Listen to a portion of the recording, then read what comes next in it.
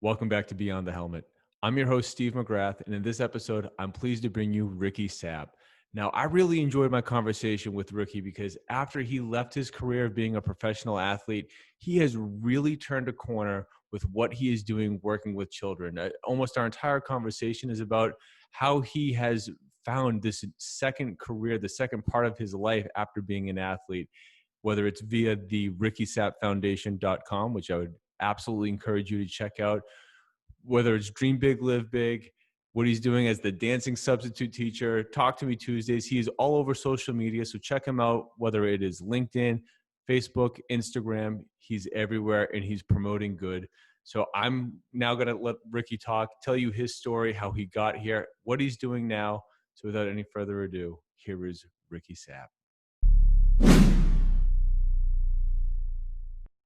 I am pleased to be joined today by Clemson legend, Ricky Sapp. Ricky, how are you doing today, man? Doing good, man. How you doing, brother? Thank you for having me. Oh, it's my pleasure. You're doing so many big things right now that, I'm so thankful that I have the opportunity to unpack a little bit about this, because from what I can see, you have the foundation going on. You have Dream Big, Live Big. I mean, you just started Talk to Me Tuesdays for the last couple months. I'm seeing you everywhere now. So how are you juggling your time? Well, it's definitely different, but I'm enjoying it, man. I love the fact that I can do my foundation and also use it to help people, and then help it, with my speaking, and then of course my Talk to Me Tuesday. I have that going on too, so it's exciting for me, and I'm definitely enjoying it. Yeah. So from what I've seen, you're engaging not solely with the youth, but so much of what you post is with young kids. I Mm. mean, I heard a quote from you that said, "Kids move my spirit." And, Yeah. I'm sure you were very focused on football for a long time. But in the last few years, how have you really come to feel that way and let that side of you really blossom and go and chase, your passion in that direction? Well, I'm glad. Well, I'll be honest with you. When I left football the way I did, I was depressed and had anxiety for almost a year and a half, 2 years. I figured out my true purpose in life when I went to this high school called North Myrtle Beach High School, and I was a volunteer coach.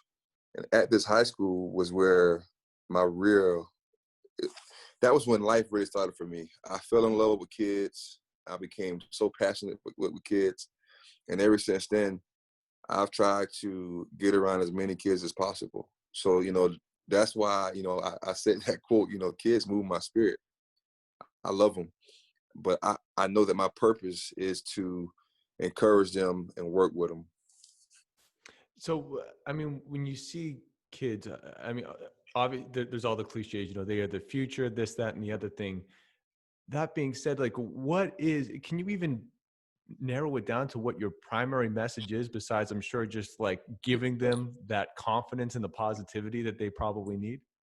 So my message to kids is this: they have the power and authority to help change this world and make it a better place than what it already is. I tell them that it's three things that they can implement to use that power and authority. The first one is lead. We need leaders. And then the second one is be fearless. Unfortunately, we live in a world where people will laugh at you for doing what's right. So I tell them be fearless. Do what's right, even when people laugh at you. And then the last one, of course, is my favorite: dream big. Don't let small minds convince you that your dreams are too big. So that's my message that I tell every kid that I come across. Yeah, and it's so important to make sure that when you get a chance to be around kids, to give them, plant that seed early, so that over time it can grow.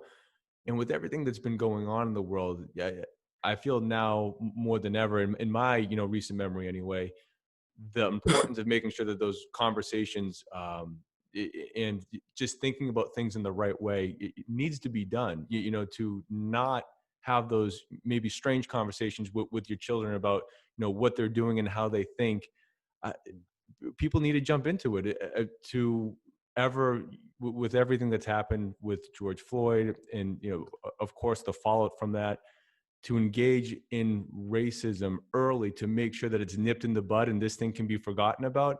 I mean, I'm Yeah, sure you see it every time. Kids don't see color when they're little. They just see other kids. that's it. That's it. And I'm glad you said that, because kids, the one thing that people need to remember about kids is that kids don't listen to nothing you say.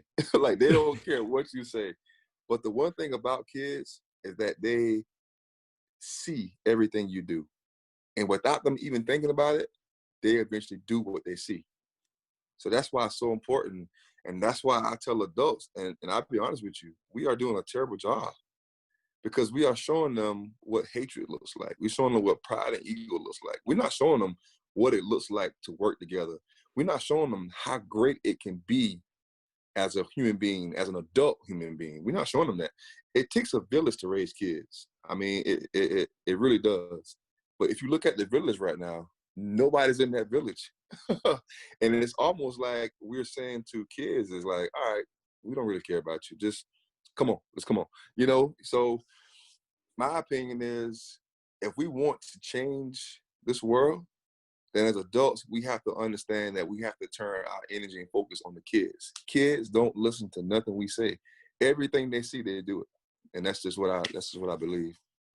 And I think the best part about what you're doing is the fact that instead of just thinking and having ideas, you're immediately engaging with kids. So, Yeah. let's not just dwell on the situation, and it's a pretty dire situation, but to immediately jump to action, to be like, okay, what's the solution? The solution is education and making sure that the future sees things the right way. There's to me nothing more important than finding action that gets us the positive result. Yeah, yeah. And then I'm a substitute teacher. Well, I'm the dance and substitute teacher, but uh kids need only a couple things: attention, energy, and love. That's all they need. And whenever I'm around kids, man, it's crazy. Even the coolest kids, even the kids that people try to say, oh, you know what, that's just a bad kid. Even those kids, they need those things. And I really believe that this is a God-given gift that He has given me. When I talk to kids, even the kids that people say, oh, they're not gonna listen, I sit and I listen to them. And once they see that they have my attention, and I'm giving them attention, love, and energy, everything else is everything else goes up from there. Absolutely. I mean, isn't that the reason why anyone acts out Yeah, ever yeah, is, it's amen. something that they feel that they were wronged, or that they're not getting what they think they need, particularly Yeah, from a parent if it's a kid. I mean, yeah, yeah. it's not that difficult. Just got to show them a little love. That's it. That's it. One kid at a time, right? That's it. One kid at a time. That's it. Man, well, I think again, it's amazing what you're doing, and the fact that you're only picking up steam, right? You've only been doing it for a couple of years. Do That's it. you? Yeah. So of course you have the foundation. You have dream big, live big. Do you have any like absolute future goal in mind, or is it just going to be to help as many people as you can? My goal is to travel the world, man, and to speak to as many kids as possible, to encourage as many kids as possible, but to also get in front of adults and put adults on notice that we have to, get back in that village and help these kids. So that's my big goal. That's my goal. Yeah. Don't burn down the village. Don't Prepare the burn down the village. village. We got to prepare it, man. We got to come back to the village together. Yep. Awesome. Well, Ricky, what I want to jump into with you now is sort of your road to get here, because Uh, you already mentioned that you kind of went through a 1 to 2 year period of having yeah, anxiety, maybe a little bit of depression, as you really yeah, navigate that space of, I'm no longer a professional athlete. What am I now? yeah. I Do you mind unpacking that a little bit? Because I want to just sort of, from what I could see anyway, it was, I believe, 2015 with the Redskins in the offseason. And then that was sort of the last chapter that I found. I mean, ultimately, how did you come to the realization that there's going to be no more calls and you were going to be moving on? Man, I'll paint the picture like this. All my life, I played football. All my life, I was the guy, you know, and I played football, and I really didn't think about what else I would do too much. Like, I really didn't think about that. So as I started that transition from football, man, I had no idea what the heck I was going to do. All my life, I had this structure. You know, I knew what I was going to be doing even months before, years before. So when that happened, of course, I didn't want to believe it. You know, I was still fighting, you know, trying to get an opportunity. And I just remember coming back home right here in Myrtle Beach, South Carolina. And I kid you not, man, I was in my home for a year and a half, almost 2 years. And I was depressed. I was down. I was embarrassed. Um, and I didn't really leave my house at all. You know, I was up all night and slept a little bit during the day. And I had no idea what I was going to do. And it got to a point where I think I left my house eventually, and I went to this gym with one of my cousins, and this guy who he was coaching at North Myrtle Beach High School at the time. He was like, man, you know, why don't you guys come by the school and speak to the kids? Now, up until that point, I've never spoken before. I was like, speak? What? You know, so I was like, all right, we'll do it. I went and spoke to that high school. That same guy, his name's Nate Allen, Nate Landy. He texted me and said, man, why don't you come be a volunteer coach? I'm like, man, I'm not coming to be no coach. I play football. You know, at the time I was still trying to fight for an opportunity. I'm like, man, I don't coach, you know, but he asked me again. And, you know, by this time, you know, one of my friends said, man, why don't you just give it a try? I go to the school and I'm volunteer coaching with these kids. Now, this is going to sound bad. While I'm with these kids, I hated the fact that I was feeling so good around these kids. I hated it because in my mind, I was like, you know, I play football. The NFL season about to start. I shouldn't be loving what I'm doing right now. And these god doggone kids, man, they was just pulling on my heart. And I remember coming back home and like, man, why am I feeling like this with these kids? But even though I was doing that volunteer coaching with them, it was still some days that I was just so down and depressed that some days I couldn't even leave my room, man. And I live in a house now. I couldn't leave my room. But on those days I didn't show up, those kids would reach out to me and say, hey, man, you know, where were you? Practice not the same. The energy's not the same. And, you know, I had no idea at the moment that I was making this impact on these kids. So, you know, long story short, one night I was talking to some kids after a JV basketball game. You know, they kept me around to do JV basketball. And one night I'm talking to these kids, and one of the kids said, man, why are you so tough on us, man? Why do you care? And without me even thinking, I said, man, I love you, you know? And that was the night that God showed me what my purpose was in life. And I fell in love with kids, and that's where my passion comes from, you know, loving kids and trying to encourage kids, you know? So once I figured it out, then everything shifted for me. You know, I started understanding that, all right, I got to stay around these kids. I got to get around kids. And those kids at North Myrtle Beach High School, they thought it was so cool to have an NFL guy around. You know, they was like, man, we got an NFL guy. But what happened was those kids, they saved my life. You know, they encouraged me. So that's how I pretty much transitioned from the NFL to now doing what I'm doing now. That's amazing. Yeah, man. Yeah, So crazy. it was around those times where the dance moves started to get revived and eventually making their way into social media. Yeah, man. So all that started to build up. You know, eventually I left that school. Then I started, you know, training kids. I did some personal training. I started training kids. The craziest thing is, everybody I'm not sure I understand. everybody that saw me working with kids, it was like, man, you got a gift, man. I was like, what are you talking about? But so I started doing some personal training with kids. And then, of course, someone said, you need to be a substitute teacher. I'm like, nope, I'm not doing it. But I got into that. And then, of course, I'm like, all right, I want to be able to relate to the kids. So I said, you know what? I'm going to start dancing. I like to dance a little bit. So that's why I'm the dancing sub. So when I go to these schools, I call the kids out, say, hey, let's dance. Because if I can relate to them, I can get them to have conversations, you know, that they wouldn't, you know, really want to have, if that makes sense. Oh, absolutely. Talk about Yeah, disarming, particularly yeah, if you're in a high school. You get these kids that all of a sudden the ego and that they think they're big yeah, and next thing you know, that they have this big substitute teacher that's challenging to a dance off. They're just like, wait, what? yeah, man. That's how you So break the ice. yeah, man, I can't beat him. I have yet to win a dance battle, but I'm gonna keep trying. Hey, I'm gonna keep as trying. as a professional athlete, practice makes perfect. So I think you're going to get there one Yeah, day. yeah. So that's how pretty much everything started to transition, and then the speaking came a little later. You know, somebody just came up and said, "Hey, we lost our speaker. You mind coming to speak to this middle school FCA?" And I went and spoke there, and then after that, I was speaking every other week. so so now I do the motivational speaking as well.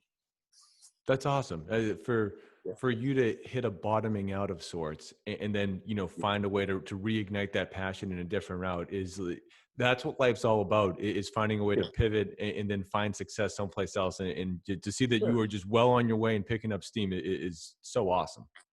yeah, yeah, yeah. And then of course the Facebook Lives came. So I do encouragement Sunday on Facebook Live, but the big one is Talk to Me Tuesday. People definitely love that day. I just moved it to a new platform on Crowdcast, so I'm definitely enjoying it.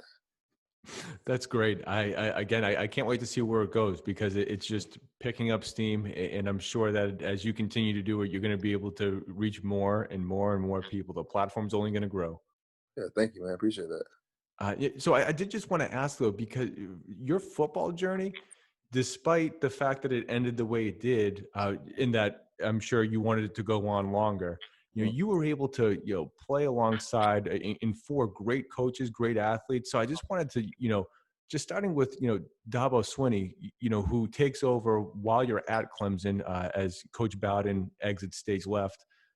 Did you see at that time the makeup, what he was doing? Maybe it's his character. What was it about Coach Swinney that allowed him to just use that? And what he did for the next decade and is still doing is it's unbelievable. No one thought there'd be another Nick Saban to challenge Alabama until he popped up, and all of a sudden, Clemson is there every single year.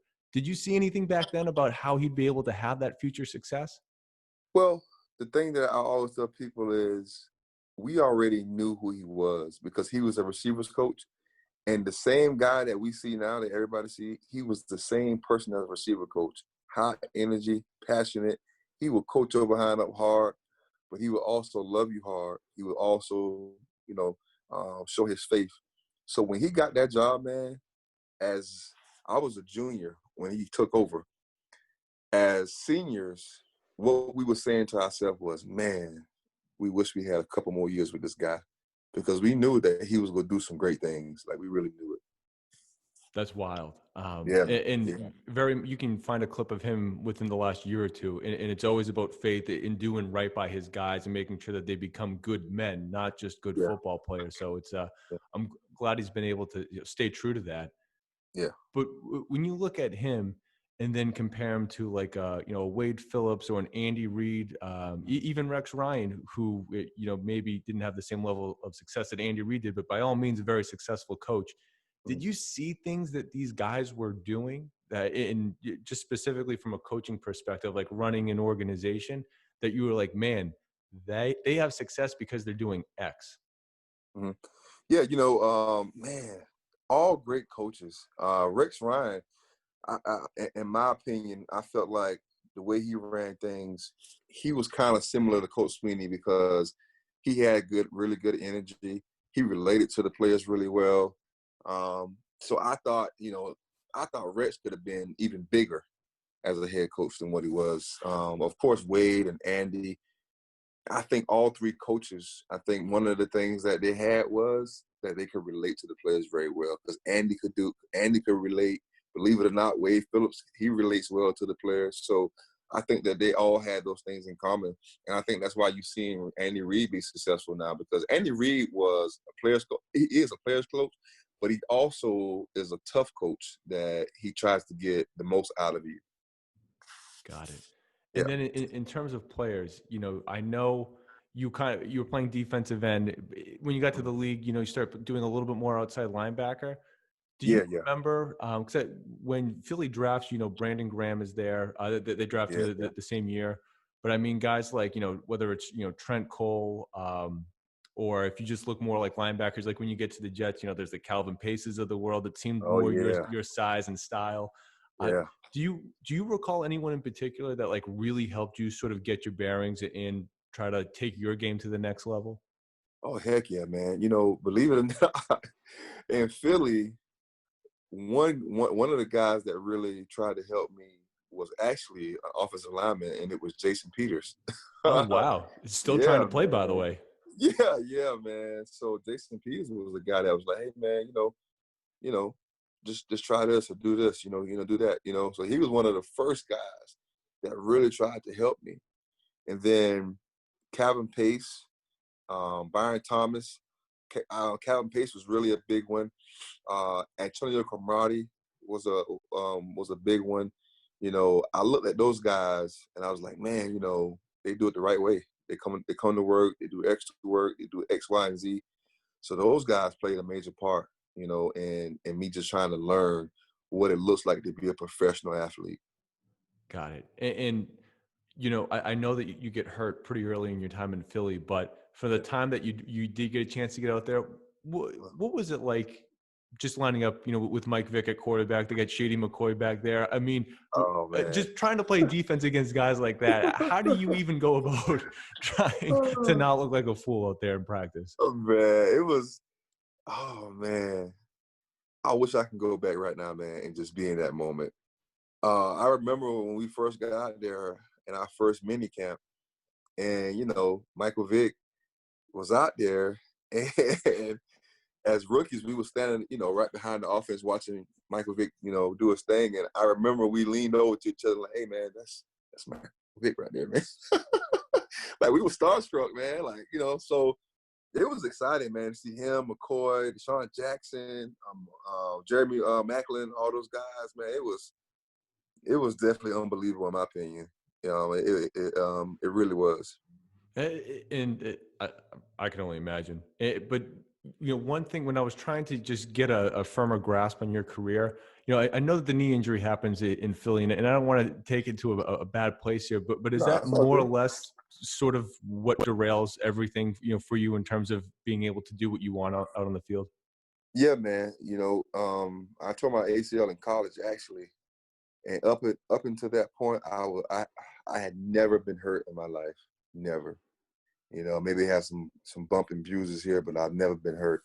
Then to get to Philly and get hurt again, even to the Jets, stayed kind of hurt, So it was definitely it was a new space for me, So it definitely took its toll. And do you have just any advice that you'd give to any athlete out there that's trying to struggle and push through? They get dealt that setback. It's the first time that they're hurt like that, and it essentially can plague you for the rest of your life, let alone career. I mean, how did you stay mentally focused trying to battle back? Well, I'm glad you said that because my first injury, it knocked me down, man. Like mentally I was definitely out of it for a while, but what I started doing was I started looking at it like, all right, this is just another opportunity for me to be competitive with myself because you have to defeat yourself every day. So I said, you know what, I'm gonna just compete and prove to myself and coaches that I can come back. And that was my mindset.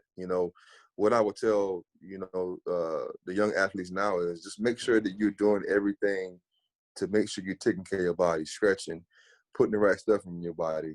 But also one of the most important things is make sure you have a good supporting cast because that plays a major part in you taking care of your body. And if you do get hurt, you have them right there with you, encouraging you and bringing you along.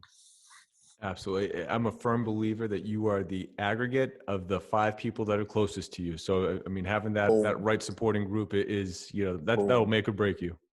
Amen. I agree. Well, as we get to the end here, Ricky, I want to make sure that everyone knows before we hit the gauntlet, which is what we end on. I want to make sure everyone knows where they can find you, because obviously you've got a lot going on. It's only going to grow. So where's the best way for people to follow you and just stay up to date with what you're doing? Well, first, I have my own website. It's called the And then I'm on all social media platforms. I'm on Facebook, Instagram. I'm on there as the Ricky Sapp Foundation on Instagram. I'm on Twitter as Sapp91. I'm on LinkedIn. I'm on all of them. So they can definitely find me on all those social media platforms. All right, well, there you go. So Ricky, then, as promised, to get you out of here, I need to ask you to go through the gauntlet one more time. I got some quick hitter questions for you that I need your knee-jerk answer on. All right, gotcha. What's most important in winning? Is it having the number one offense or the number one defense? Oh, no, come on. I think no more defense. I do too, despite what the NFL tells you. Yeah. I think it's defense. Defense. Now, did you have a pregame ritual that you stuck to? Yeah, man. Actually, I got this one from Calvin Pace. What I would do is I would go out, of course, early, do my own warm-up, listen to music. I would even sit down. After I do my warm-up, I would sit down and just kind of take the moment in. I do that every game. Has that translated over before maybe it's a substitute teaching day or before a big speaking engagement? Yeah. So now what I do is I look at it as a football game. I just get myself hyped, give myself a little pep talk, and then I go do it. There you go. Now, was there ever one player that you just wish you would have had a chance to play with? Oh, it's a good question, man. Jeez, man. I'll say this. I played with some great players, man. J.J. Watt. C.J. Spiller is probably one of the best players I ever played with on and off the field. But a guy that, you know what? If I could play with Reggie Bush, how about that? Reggie Bush. That would have been cool, I think. That would have been, put that right up there with Mike Vick of, good luck. Yeah. Yeah. Now, what's most important? Is it the players or is it the scheme? I think the players. Jimmy's and Joe's over the X's and O's, as I've heard more than once here. Yeah, I think because I mean, you can have this great scheme, but if you don't have the players, man, to implement that scheme and play in that scheme, I don't think it'll work, in my opinion. I tend to agree. Yeah. Now, I got one more for you. I think it's most important, just given everything you've been able to accomplish and the fact that you're already influencing a lot of young minds out there. What's the best piece of advice right now that you would give to anyone, but maybe if it helps, in particular, a younger athlete that's looking to get to the heights that you were able to reach? I would say this. We all got the same 24 hours every day. And what you do with it, that's going to determine your success. So whatever it is you want to do, your 24 hours has to point to that thing. And that's the advice that I would give a kid or an adult. What do you want to do with your life? What do you want to do? Everything that you want to do, your time has to say, yeah, he wants to do that. Because time is what we want the most of, but unfortunately, it's what we use poorly. And that's the one thing that we all have equally, right? No matter who you are, no where you live, it doesn't matter. You only have 24 per day. Yes, sir. Ricky, thank you so much for taking the time. I really appreciate you coming on. I can't wait to see what the future holds. Thank you, man. I appreciate it.